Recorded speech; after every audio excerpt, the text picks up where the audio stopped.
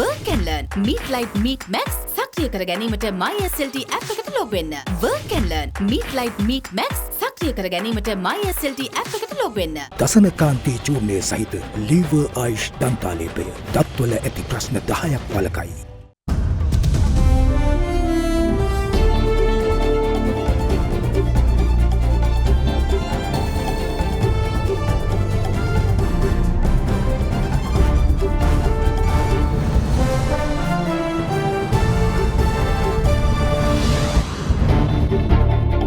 Tonight, troubled waters.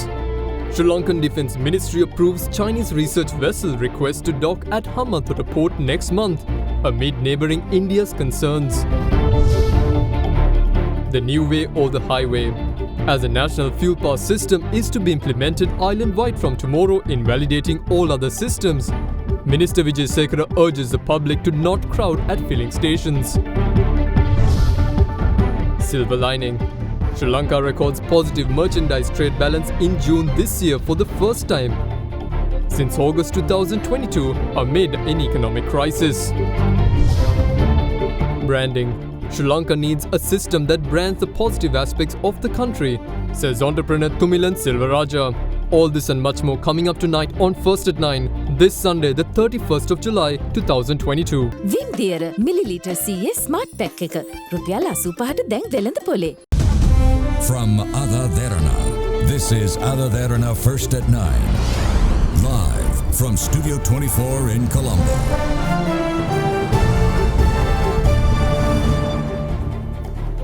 Good evening and welcome to AdaDerana 24's English News. I'm Andrew Bernard.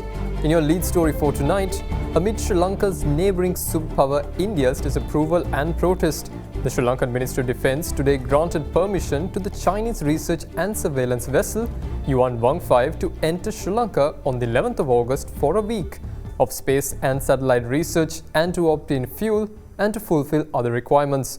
The ministry stated that if it decided to do so, as it has in the past, continue to grant permission to commercial and military vessels to pass by or enter Sri Lanka.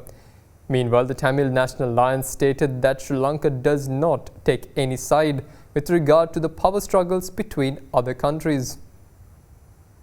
The Chinese research and surveillance vessel Yuan Wang-5, scheduled to reach the Hambantota port on the 11th of August for 1 week, according to international media, has put Sri Lanka in a tight position.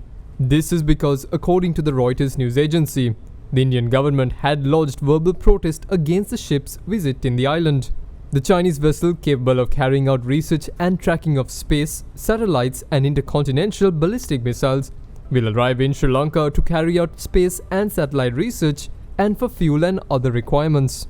Spokesperson for the Indian Ministry of External Affairs, Aridham Bagchi, said during a media briefing last week that the Indian government would take all necessary measures to safeguard anything of security and economic interest to the country.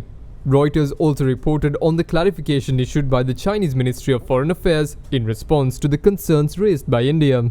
The Chinese Ministry of Foreign Affairs said it hoped relevant parties would refrain from interfering with normal and legitimate maritime activities. The Chinese Foreign Ministry has also called to view and report on China's marine scientific research activities correctly. It is in such a backdrop that the Sri Lankan Defence Ministry stated that they had granted approval to the vessel. Spokesman of the Ministry of Defence of Sri Lanka, Colonel Nalin Herath, speaking to Indian news agency The Public Trust of India, stated that Sri Lanka routinely gives clearance to enter commercial and military ships from many countries to go past and also enter Sri Lankan waters. He added that they have given permission and clearance to the Chinese vessel in that context. Sri Lanka had similarly contentions between the two superpowers in 2014, angering India as it allowed a Chinese submarine and warship to dock in Colombo.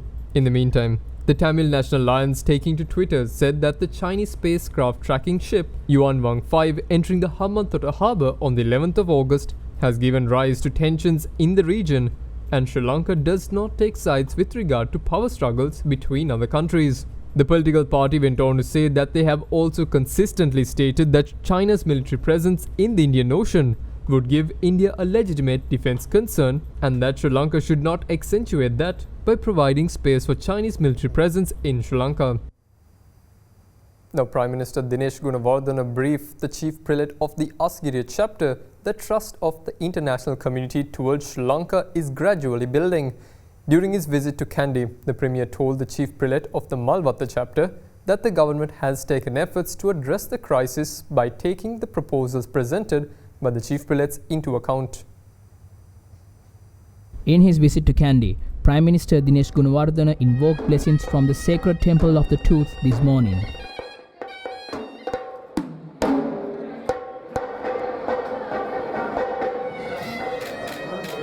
सर्वपाक्षिक राज्यक संबंधितව බ්ලොග්තුමාලගේ රජය සමග එක්ව කටයුතු කරන්න කියලා ලිඛිතව හෝ වාචිකව හෝ සාකච්ඡාවකින් ආරාධනා කළා තියෙනවා. සාකච්ඡා කිරීමට පක්ෂවලට ආරාධනයක් මේ වෙන විට ජනාධිපතිතුමා යැවීමට කටයුතු කරමින් සිටිනවා. අනිද්දා පාර්ලිමේන්තුව විවෘත කරන සැසිවාරයේද යලිත් එය ප්‍රකාශයට පත් කළා. රජයේ පත්තු වහ වෙල්ලු චෝදනා තමයි ජනතා අරගලයේ දැඩි මර්ධනකාරී පිළිවෙතකින් අවසන් කිරීමට රජය කටයුතු කරනවා. රටට නීති හා සාමය ක්‍රියාත්මක කිරීම සියලු රටවැසියාගේ යහපත පිණිසයි. ජනාධිපති කාර්යාලය අග්‍රාමාත්‍ය කාර්යාලය දැන් යලිත් වැඩ කරනවා. අරලිගහ මන්දිරය ජනාධිපති මන්දිරය බොහොම ඉක්මනින් ඒ තත්ත්වයට ගෙන එනවා. මම හිතන්නේ කිසිම කෙනෙක්ට අධිකරණයේ හිමි බලයක් අපි උදුරාගෙන තියෙනවා කියලා. නීතිය පැනලා ත්‍රස්තවාදී ක්‍රියාවල් කිරීම පමණයි නවත්තලා තිබෙන්නේ. වෙන කිසිම කෙනෙක්ට තර්ජනයක් අපි ඇති කරලත් නැහැ. ඕනම කෙනෙක්ට අධිකරණයට යන්න පුළුවන්. The Prime Minister then called on Chief Prelate of Malvatta chapter Most Venerable Tibbatuave Sri Sumangala Thera at the Malvatta temple. අලුත් රාජ්‍ය ගොඩනැගුවට පස්සේ මානායකවරු පසුගිය දවස්වල ඉදිරිපත් කරපු කරුණු අවධාරණයට පත් කරගෙන රට මුහුණ දෙන මේ භයානක අරුමුදේ බේරා ගැනීම සඳහා උත්සාහයක යෙදලා ඉන්නවා කියන දේ සඳහන් කරන්න කැමතියි. Prime Minister Gunawardena also visited the Askiriya temple to invoke blessings of Chief of Askiriya chapter Most Venerable Warakagoda Sri Gnanaratana Thera. සර්වපාක්ෂික එකඟතාවය අත්කර ගැනීමට මානායක ස්වාමීන් වහන්සේලා කරන ලද ආයාචනය ඉතාම වැදගත් ආරම්භ කුසින ජනසත්තුමා පාර්ලිමේන්තුවේ විවිධ පාර්ශවය සාකච්ඡාවල් රාශියක් කරගෙන යනවා. මෙවැනි අනුමුදයකදී එකතු වෙලා ආර්ථිකය ක්‍රියාකාරී තත්ත්වයෙන් පවත්වාගෙන ගොස් රටේ අනාගතය විශ්වාස පත්‍රයකට පරිවර්තනය කරන්න කියලා. ජාත්‍යන්තරවත් අපිට පෙර තිබුණු තත්ත්වයට වඩා විශ්වාස තත්ත්වයක් ඇති වෙමින් පවතිනවා. ඇමරිකා පමණක් නොවේ රුසියාව චීනය ආධාර සහයෝගය ලබා දීමට සහයෝගයක් පවතිනවා. සියලු දෙනාම පාර්ලිමේන්තුවේ පක්ෂවල අය 100% එකතු කරගෙන යන ක්‍රමයක් පිළිබඳව හිතන්නට අමාරුයි. හිටපු ජනාධිපතිතුමාත් උත්සාහ දරුවා සියලු දෙනා එකතු කරගත්ත ක්‍රමයක් සකස් කරගන්නට සාර්ථක වුණේ නැහැ. වර්තමානයේදී මේ ජනාධිපතිතුමන් තෝරා ගැනීමේ කාර්යයේදී යම් පිල් වශයෙන් බෙදෙන බවක් පේනවා. සියලු දෙනාම එකතු කරගන්න බැරි නම් බහුපක්ෂ සහිත ආණ්ඩුවක් කරා යනවා අර වෙන විසඳුමකුත් නැහැ වාගේ කියලා අපට හිතෙනවා. ඒ ආර්ථික මේ ගැටලුව විසඳා ගන්නට මීට වඩා තවත් උනන්දු වුණා නම් මෙච්චර සමාජික වශයෙන් උද්ඝෝෂණ ආදී දේවල් නොවෙන්න ඉඩ තිබුණා. Now, Chinese Ambassador Xi Jinping assured Prime Minister Dinesh Gunawardena that the necessary support will be provided by China during the meeting of the IMF Board of Directors as a member state for Sri Lanka's talks with the IMF to be successful. In a recent meeting between the two parties, Sri Lankan Prime Minister welcomed private investments from China to key sectors such as agriculture and renewable energy, which will help provide long-term solutions to the economic issues in the country. Chinese Ambassador to Sri Lanka Xi Jinping called on Prime Minister Dinesh Gunawardena recently at the Prime Minister's office in Colombo. During the meeting, the ambassador officially handed over the congratulatory message sent by the Chinese Prime Minister Li Keqiang to Prime Minister Gunawardena. The importance of further strengthening the existing economic, agricultural and cultural relations between China and Sri Lanka in the face of the current economic crisis was emphasized by both the parties during the meeting. While appreciating the assistance provided by China to alleviate the current economic crisis in Sri Lanka, the Prime Minister said the country welcomes direct private investments as well as investments in agriculture, renewable energy, irrigation and water supply sectors to provide long-term solutions to economic issues. He also emphasized the importance of increasing Chinese tourists to Sri Lanka once again. Chinese investment opportunities related to industries and agriculture sector in the Hambantota economic zone were also discussed during the meeting. Further, China expects that Sri Lanka's discussions with the International Monetary Fund will be successful And since China is also a member of the International Monetary Fund, the ambassador assured that the necessary support will be provided in the meeting of the IMF Board of Directors. Now, Archbishop of Colombo, His Eminence Malcolm Cardinal Ranjit, accused those in power in the former government as being responsible for placing the explosive at the All Saints Church in Borella. The Cardinal made these remarks while celebrating Mass at the St. James Church in Mutwal. බලයට ධනයට කෑදරව ප්‍රතිපත්ති පාවා දෙන මිනිස්සුන්ගෙන් පිරිච්ච නිසා මේ රට අද ආගාදයට පත් වෙලා තියෙනවා. ජනවාරි මාසේ 11 වෙනිදා සියලු සාන්තුවරයන්ගේ දේවස්ථානයේ බොරැල්ලේ බෝම්බයක් කවුරු හරි ඇවිල්ලා තිබ්බා. ඒ වෙලාවේදී පල්ලියේ සංක්‍රිස්තියන් වයි තවත් දෙන්නෙක් තුන් දෙනෙක් වයි අල්ලගෙන ගියා. මාසයකට වැඩිය හිර කරලා තියාගත් ඒ බෝම්බේ ගෙනාවේ ඒ මිනිස්සු නෙමෙයි. ඒක ගෙනාවේ ආරක්ෂක අංශවල ඇයෝයි. අද වෙනතුරු ඒ ගැන කිසිම පරීක්ෂණයක්වත් කිසිම දෙයක් සිද්ධ වෙන්නේ නැහැ. බෝම්බය හොයාගත්තු මිනිසුන්ව මාසයක් විතර ඇතුළට දාලා තියලා කිසිම සාධකයක් නැහැ කියලා නිදහස් කෙරුවා. ඒ මිනිසුන්ට ගැහැව්වා. ඒ මිනිසුන්ට කියලා බලෙන් අස්සන් ගත්තා. ඒවා ගැන කිසිම යුක්තියක් ඉෂ්ට වුණේ නැහැ. ඒ බෝම්බේ තිබ්බේ එදා හිටපු රජයේ බලවත් අය. ඒගොල්ලෝ ගැන කිසිම පරීක්ෂණයක් නැහැ. ඒක සම්පූර්ණයෙන්ම කාපට් එක යට. රටේ නීතියක් නැහැ. රටේ තියෙන්නේ අවනීතිය. And we'll be back with more news. Stay with us. Big 3. Welcome back.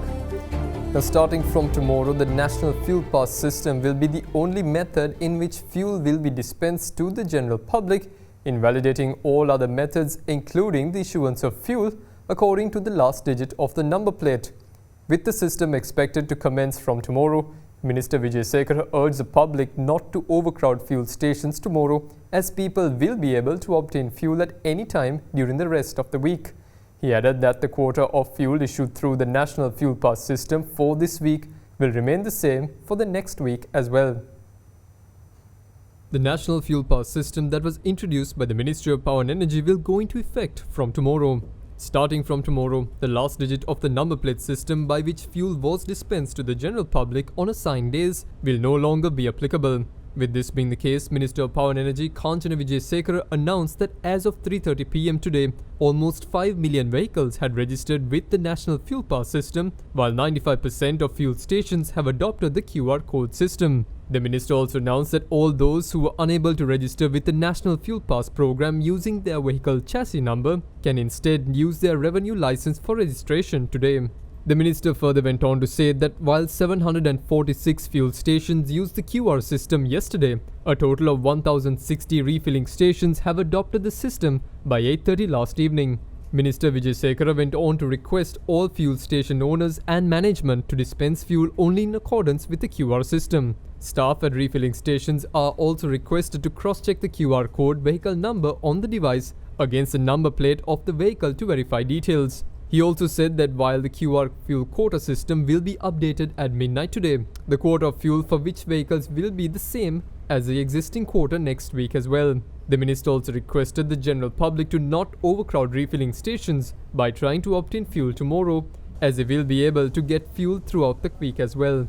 In the meantime, a group of people in Hatton who had tried to obtain fuel for a second consecutive time after exceeding the fuel quota allocated to them through the National Fuel Pass system was turned away by staff at the Hatton refilling station. Meanwhile, the police media division stated that 33 people were arrested since yesterday for the offence of hoarding fuel and selling fuel obtained in an illegal manner. The police stated that a total of 1,108 litres of petrol, 1,441 litres of diesel and 9 litres of kerosene was seized from the suspects. In other developments, members of the Government Medical Officers Association met with the Power Minister Kanchana Vijay Sekhar today in order to discuss ways in order to ensure the continuous issuance of fuel to the health sector, preventing its downfall. The GMO stated that if a solution cannot be presented by next week, there will be a risk of the services of the Colombo National Hospital, Kaluboville Hospital and the LRH Hospital facing severe disruptions. Now, former Minister of Foreign Affairs Rohita Bollagama says that Sri Lanka right now is suffering because of the economic downturn and isolation the island nation has got into the world at large, and in that the friendliness of the Sri Lanka has disappeared. His remarks came at the launch of the book titled Foreign Policy Perspectives on Peace and Reconciliation. Also speaking at the event, entrepreneur Thumilan Silvaraja highlighted the need for a system of publicizing positive news about Sri Lanka to the world, as negative news publication is affecting the business community in the country badly. The book titled Foreign Policy Perspectives on Peace and Reconciliation was held recently at the official residence of the Speaker of Parliament in Battaramulla in Colombo. Foreign policy is in the forefront in a country. Anybody world looks at the foreign policy before dealing with the nations. Peace and reconciliation is something that we have been seeking, fighting for, but still to achieve in full measure. There was a mention by the Justice Minister about the period in which we had to struggle with the world at large. Regular sessions coming up in September as well. For the last several years, I would say over a decade now, continuously and with greater vigor all the time, on Sri Lanka's issues due to lack of reconciliation and peace at hand. So therefore, we are going through a phase where we are dependent both on the domestic agenda politically and on the strength of our foreign relations in order to overcome some of our challenges that are facing, not as a nation only, but as people in this country from small to big, irrespective of who we are. Today we are suffering because of the economic downturn and the isolation we have got into in the world at large. Our friends that were there have disappeared from us. The ones who could have helped us are watching us in terms of wanting to know where we are going to turn to. These are challenges. But at one time, we had one of the best engagements throughout our 70 years of history. That engagement got dented to the extent of the world lost respect to us. While we were having this close economy during the period of 1970 to 1977, our foreign policy was somewhat different to today. But after the shifting of this economic policy, when the economy was open after 1977, that our course of foreign policy has been in a different way. But at the moment, it is rather complex subjects, difficult to understand as to what course that we should follow. On one hand, that there is a conflict, the crisis internationally due to the war situation in Russia and Ukraine. On the other hand, that there are economic crises in many parts of the world, and over 60 countries are very badly affected, including Sri Lanka, and ours is one of the worst. Present situation, it is challenging, but it is 100% possible to turn around. We are very confident as entrepreneurs, but there are certain things has to be adjusted. It is very sad, all over the world, all have problem, but those countries don't expose to the level we expose. They cover up all the stories, their media is controlled to a certain level, even Dubai and etc. But unfortunately, we publish every time in the front page of the newspaper or media negative article, which is affecting our businesses very badly. We need to have a system where to publish positive news, where many investors will come to Sri Lanka. I am 100% confident we can bring foreign currency. There's no issue at all. The problem is the investors get panic through the negative news, because news, they don't know whether it's a truth or what. It's all accelerated and fabricated. Economic policies also has to be changed. We should not go to the IMF agendas and World Bank policies. We should have economic growth policies for our own country. You will ask what you mean by that. You see the interest rate suddenly revised 30%. It is impossible to do a business in Sri Lanka. So therefore, a lot of people are migrating to Bangladesh, where they are getting a lot of foreign currency of garments. So the economic and fiscal policy should support the economy of Sri Lanka, not to copy from other countries where they have a different pattern of businesses and the model. Now, two separate shooting incidents that occurred in Kotahena and Colombo and Ratgama in Galle left 2 persons dead and a few more injured. The cause of these incidents are still unknown, and police are conducting investigations to continue to nab the suspects. Last night, an individual was shot dead on Vivekananda Road in the Foreshore Police area in Colombo. The shooting had been carried out by 2 unidentified gunmen who arrived on a motorcycle. The victim had succumbed to injuries after being rushed to the Colombo National Hospital. The deceased, who is identified as a 51-year-old, is a resident of Vivekananda Road in Kotahena. The incident was meanwhile recorded on a nearby CCTV camera too. Police are probing the motive behind the shooting, although it is still unknown. Meanwhile, in Galle, another person was killed, leaving 2 others injured following a shooting incident in Rathgama this afternoon. Police said the shooting was carried out by 2 unidentified gunmen who arrived on a motorcycle and later fled the scene in the same motorcycle at the residence in the Gammaddagoda area in Rathgama. They had reportedly used a T-56 assault rifle for the attack. A 48-year-old male had died on the spot, while 2 others aged 29 and 47 who sustained gunshot wounds have been admitted to the Karapitiya hospital, while at least one of them is in critical condition. Rathgama police is conducting further investigations into the incident.